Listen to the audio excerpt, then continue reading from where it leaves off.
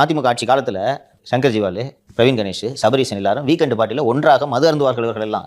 இதுதான் பழக்க வழக்கம். இந்த பழக்கத்தின் அடிப்படையில் தான் திமுக அரசு பொறுப்பேற்றதும். முதலில் சங்கர் ஜிவாலை கொண்டு வந்து சென்னை மாநகர ஆணையராக நியமித்து அதுக்கப்புறம் HOPF நியமித்தது இந்த பின்புலம் தான்.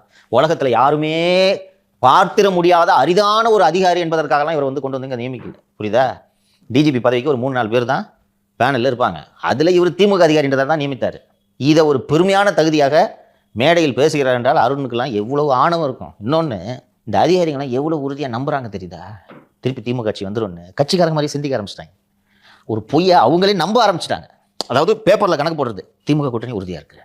21 இருந்த அந்த கூட்டணி கூட அதிமுக இப்போ இல்லை, தேமுதிக இல்லை, பாமக உடஞ்சு கிடக்கு, அவங்க கூட கூட்டணியில் இல்லை. சரி, அப்போ வாங்கின அதே ஓட்டை ADMK வாங்குவாங்கன்னு பார்த்தா புதுசாக விஜய் ஒரு கட்சி ஆரம்பிச்சு அவர் வேறு ஓட்டை பிரிக்க போகிறாரு. அப்போ 100% DMK கூட்டணி ஜெயிக்குது அப்படின்னு பேப்பர்லேயே கணக்கு போட்டுருக்காங்க. ஏன்டே 6 கோடி ஜனங்க என்ன அவ்வளோ முட்டாளா? ஒரு ஆட்சியை தூக்கி எறியணும்னு நினச்சா பிரிஞ்சு போகிற ஒரு ஓட்டை பிரிக்கிற கட்சியை ஓட்டு போடுவாங்க? யாருக்கு ஓட்டு போட்டால் இந்த ஆட்சி வீட்டுக்கு போகுன்றது கூட தெரியாத முட்டாள்களா அந்த 6 கோடி பேர் வாக்காளர்கள். ஆனால் இவங்க என்ன கணக்கு போட்டுருக்காங்க தெரியுதா?